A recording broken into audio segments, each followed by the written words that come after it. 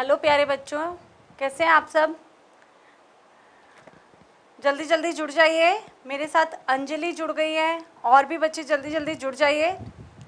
और अंजलि, कैसी हो आप। जितने बच्चे भी मेरे साथ जुड़े इस चैनल को सब्सक्राइब कर लें और भी बच्चों से सब्सक्राइब कराएं, क्योंकि ये हिंदी मीडियम का एकमात्र चैनल है। बाकी सब जगह आपको हिंदी प्लस इंग्लिश दोनों सबलिंगुअल लैंग्वेज में पढ़ाया जाता है, लेकिन यहाँ पर ओनली हिंदी में आपको पढ़ाया जाता है। जल्दी जल्दी जुड़ जाइए। आज हम अपना नेक्स्ट टॉपिक, जो मैंने कहा था बहुत ज़्यादा इम्पॉर्टेंट है इस चैप्टर का, वो हम आज करेंगे। जो आज हम टॉपिक करेंगे वो है हमारा oogenesis, जिसको इंग्लिश में बोलते हैं और हिंदी में बोलते हैं अंडजनन। जब तक सारे बच्चे जुड़ते हैं तब तक मैं थोड़ी सी बातें कर लेती हूँ अंजलि से। लगता है अंजलि भी गायब हो गई हैं। बच्चे आते हैं भाग जाते हैं, थोड़ा सा वेट भी नहीं करते। वेट करो। अगर 3 बजे बोला है ना, तो 3:01-2 तो आप तक आने में हमें लगेंगे ही लगेंगे। ठीक है। अब देखो, लॉकडाउन का पीरियड चल रहा है। अब लॉकडाउन 4 में आपको बहुत ज़्यादा आज़ादी मिल गई है। तो आप लोगों के कुछ जगह पर, जैसे हरियाणा सरकार थोड़ा सा स्कूल भी खोलने के लिए अब शुरुआत होने वाली है। बोल रहे हैं कि जून लास्ट में या जुलाई में स्कूल खुल जाएंगे। कुछ जगह पर बोला जा रहा है कि जो हमारे बोर्ड के जिनके एग्जामिनेशन थे, हमारे कुछ 10th के और 12th के एग्जामिनेशन जिनके बचे थे, वो भी अभी दोबारा से उनके लिए भी डेट शीट आ गई है। 26 जुलाई के बाद वो भी एग्ज़ाम्स बच्चों के कंडक्ट कर रहे हैं। तो धीरे धीरे सब चीज़ें पटरी पे आ रही है। इसीलिए आप लोग भी, अब जिनका नीट का पेपर है, जो क्रैश कोर्स के बच्चे हैं, उन लोगों के लिए भी बहुत ज़्यादा ज़रूरी है। अब ध्यान से पढ़ें, क्योंकि पेपर कभी भी हो सकता है। और ये ऐसे टॉपिक हैं, इनमें से क्वेश्चन ज़रूर आएगा। मैंने आपको बताया था ना, जो मेंस्ट्रुअल साइकिल है। ओके अंजलि, आप यहीं हो, वेरी गुड। ठीक है, मेरे साथ चाहत भी जुड़ गए हैं। बाकी जितने भी बच्चे जुड़े हैं, एक बार अपनी प्रेजेंट जरूर लगाया करो, जिससे पता लगे कि कौन कौन हमारे साथ है। कुश कुमार, वेरी गुड। ठीक है, तो ये 2 ऐसे टॉपिक है इस चैप्टर में से, जिसमें से नीट में जरूरी आपका क्वेश्चन आएगा ही आएगा। कौन सा? एक हमारी थी मेंस्ट्रुअल साइकिल, और दूसरा जो मैं आज पढ़ाने वाली हूँ। अगर आप सब इस टॉपिक को आज ध्यान से मेरे साथ पढ़ेंगे तो आपका एक भी क्वेश्चन इससे छूटेगा नहीं। इससे बाहर कुछ नहीं आएगा। आप लोग जो चीज़ समझ में ना आए आप पूछ सकते हैं। और मैंने आपको बताया था ना, ये चैप्टर आप एनसीईआरटी में से ही पढ़ो। तो एनसीईआरटी की एक एक लाइन, हर एक लाइन को अच्छे से पढ़ लो, जिससे कि कुछ भी आपका ना छूटे। ठीक है बेटा, चलो हम शुरू करते हैं। अभी तक हमने देखा था युग्मक जनन, युग्मकों का जनन, गैमेट्स फॉर्मेशन क्या कहलाता है आपका? युग्मक जनन।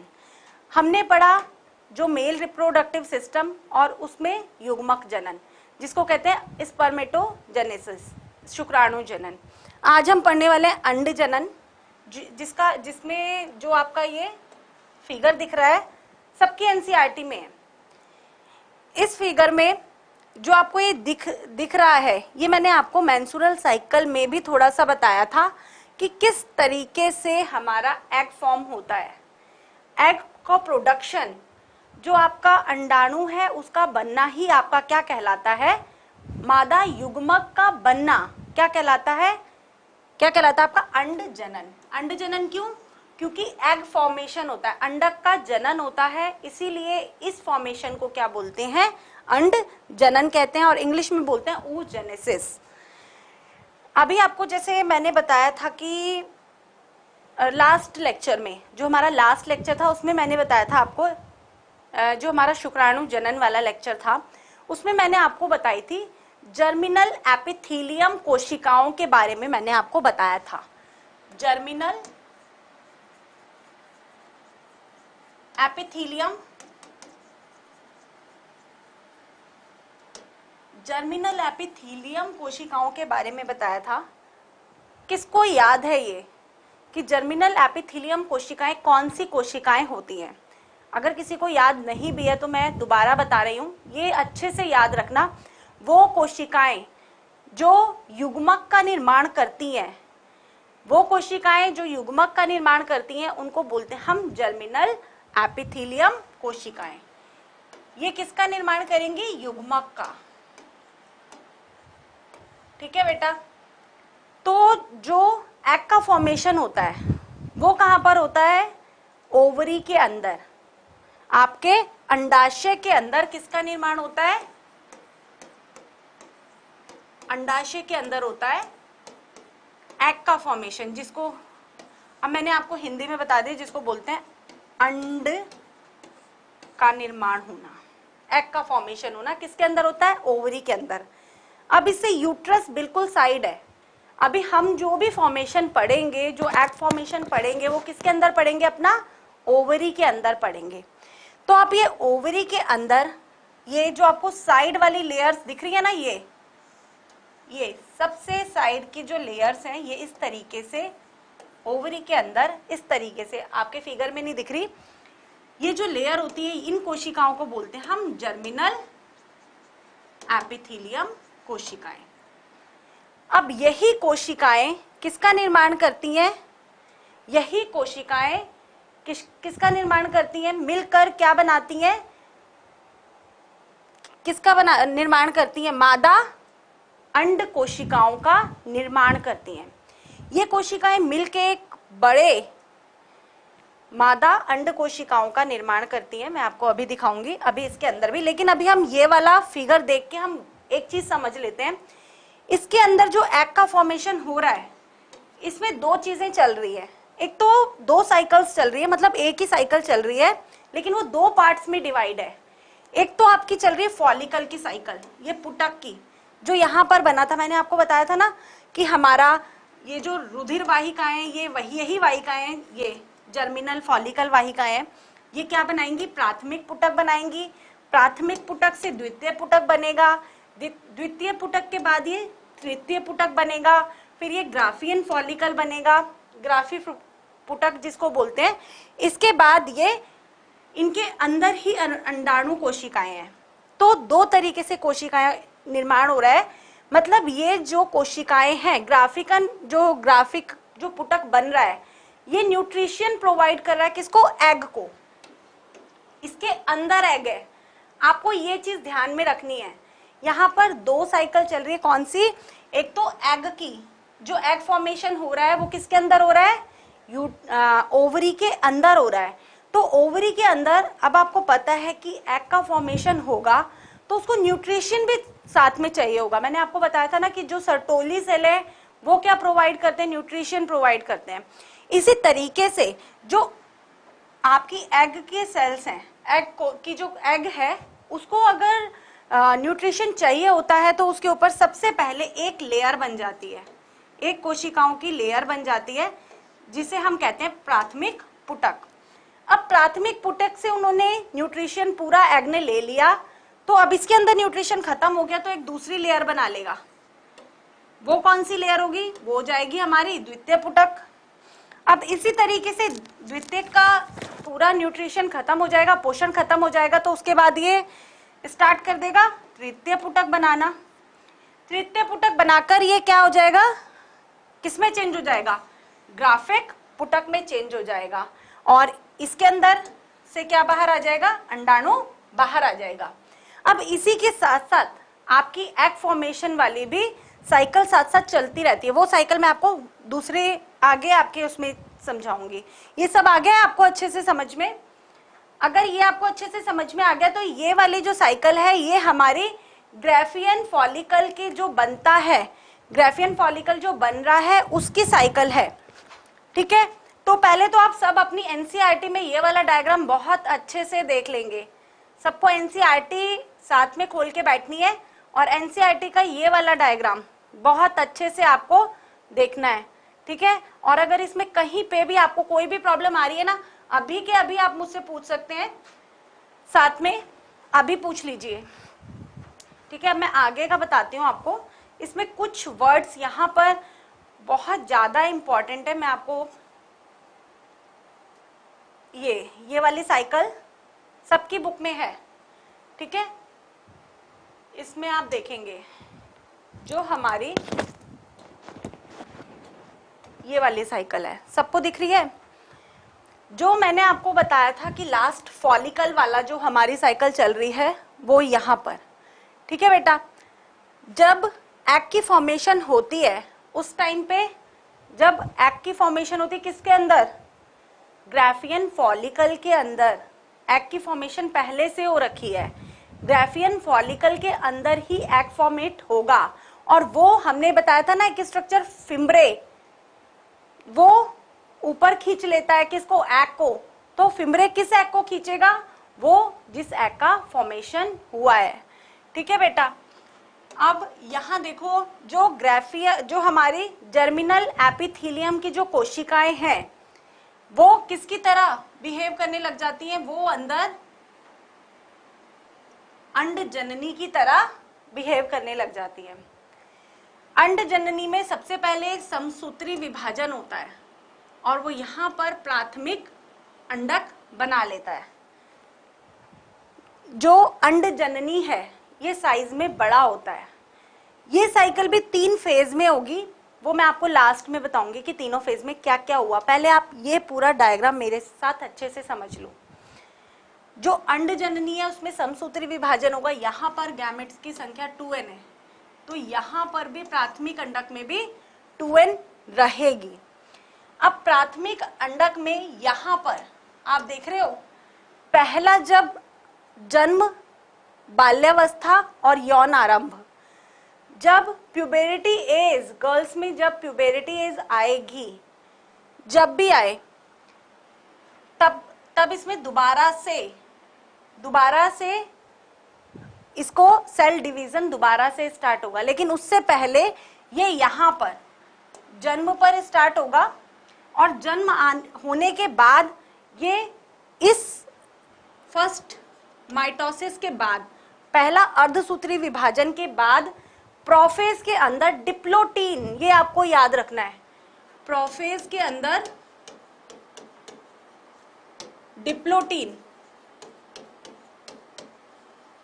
डिप्लोटीन कंडीशन में जाके रुक जाएगा।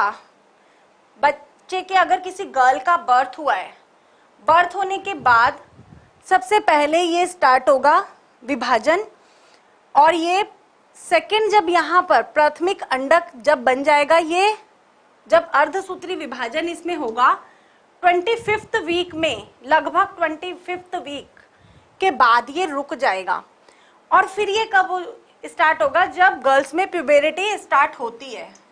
इस टाइम पे आप लोगों को आ रहा है ना समझ में, जब प्यूबेरिटी स्टार्ट होती है तब दोबारा से ये स्टार्ट होगा, दोबारा से स्टार्ट होगा उस समय पे। और ये किस तरीके से बिहेव करेगा, ये किस तरीके से प्राथमिक अंडक की तरह ही बिहेव करेगा। और फिर ये दोबारा से इसमें अर्धसूत्री विभाजन होगा और द्वितीयक अंडक बनाएगा। विभाजन होगा, लेकिन देखो एक तो बड़ा बन रहा है और एक छोटा, यहाँ पर भी एक बड़ा बन रहा है और एक छोटा। क्यों दोनों एक जैसा, अगर विभाजन होता है तो एक जैसा होता है, लेकिन यहाँ पर जो विभाजन हो रहा है वो विभाजन एक जैसा नहीं हो रहा, यहाँ पर अलग तरीके का विभाजन हो रहा है। तो यहाँ पर जो अंडक बनेगा ये द्वितीयक अंडक बनेगा। ठीक है। और ये जो होगा ये सिर्फ साइटोप्लाज्म होगा, इसके अंदर न्यूक्लियस नहीं है, ये डिजेनरेट हो जाएगा ये सेल। ठीक है बेटा, ये वाला सेल डिजेनरेट हो जाएगा, आगे यही किस में बन जाएगा, अंडाणु में, और ये सेकेंडरी एग सेल ही होता है, द्वितीयक अंडक ही होता है। आप सबको आ गया समझ में? जो बच्चे मेरे साथ जुड़े हैं एक बार बताना कि आप सबको आ गया है समझ में कि नहीं आया, कि इसको मैं दोबारा से समझाने की जरूरत है आपको।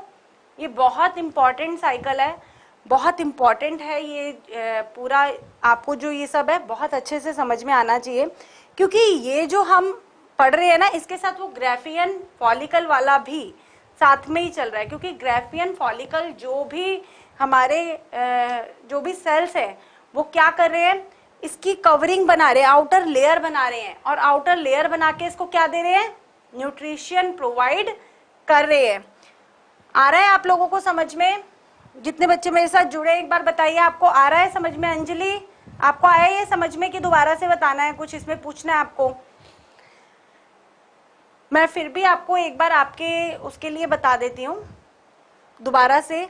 जो हमारी ग्राफियन फॉलिकल्स होती हैं वही क्या होती है, सॉरी, जर्मिनल एपिथेलियम होती हैं, वही क्या करती हैं, युग्मक का निर्माण करती हैं, और वही जो लेयर्स होती हैं जर्मिनल एपिथेलियम की वही बनाती हैं आउटर कवरिंग ऑफ ये अंडक। ठीक है, और वही गैमेट का भी निर्माण करती हैं। इसके अंदर विभाजन होगा प्राथमिक अंडक वाला विभाजन, जो प्रथम विभाजन होगा वो होगा समसूत्री विभाजन, उसमें कोई फर्क नहीं पड़ेगा। उसमें क्या बनाएंगे, प्राथमिक अंडक बनाएंगे, और प्राथमिक अंडक जब अर्धसूत्री विभाजन करेगा तो वो प्रोफेज के डिप्लोटीन कंडीशन पर जाकर रुक जाएगा। आप सबने 11th में पढ़ा है ना आपका अर्धसूत्री विभाजन, तो उसमें वो डिप्लोटीन कंडीशन तक जाकर रुक जाएगा। उसके बाद वो द्वितीय अंडक बनाएगा। अंडक के बाद वो किसका निर्माण करेगा, अंडाणु का निर्माण करेगा। यहाँ पर जो प्रथम ध्रुवीय पिंड है ये क्या है, ये सिर्फ इसके अंदर साइटोप्लाज्म है, न्यूक्लियस एब्सेंट है, तो इसका यहाँ पर कोई भी काम नहीं होगा। तो ये तो थी हमारी पूरी किस तरीके से एग फॉर्मेशन होगा, ये बहुत इंपॉर्टेंट है। इससे 2 क्वेश्चन निकल के आते हैं। एक तो कौन सा जो हमारा न्यूक्लियस है वो एग फॉर्मेशन करेगा, तो हमारा जो सेकेंडरी न्यूक्लियस है, सेकेंडरी एग सेल है, वही हमारा एग का फॉर्मेशन करेगा। ये बात आपको याद रखनी है, ठीक है।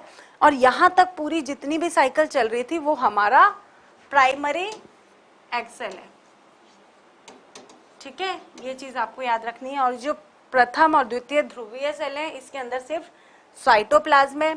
और तीसरी चीज जो आपको याद रखनी है, जो प्राथमिक अंडक में जो डिवीजन जो फीमेल्स में रुक जाता है वो कब रुकता है, पूरा प्रोफेज की डिप्लोटीन कंडीशन पर आकर रुक जाता है, ठीक है। अब इसके अलावा हमें एक चीज और पढ़नी है, वो है हमारी कि ये पूरा जो साइकिल है ये 3 फेजेस में कंप्लीट होती है।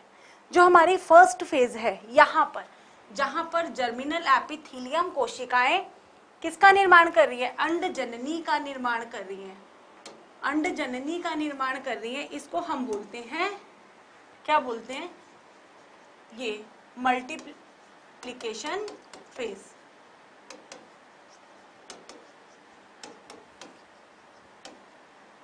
और जहां पर आकर ये ग्रोथ रुक जाती है और जहां से ग्रोथ स्टार्ट होती है उसको हम बोलते हैं ग्रोथ फेज।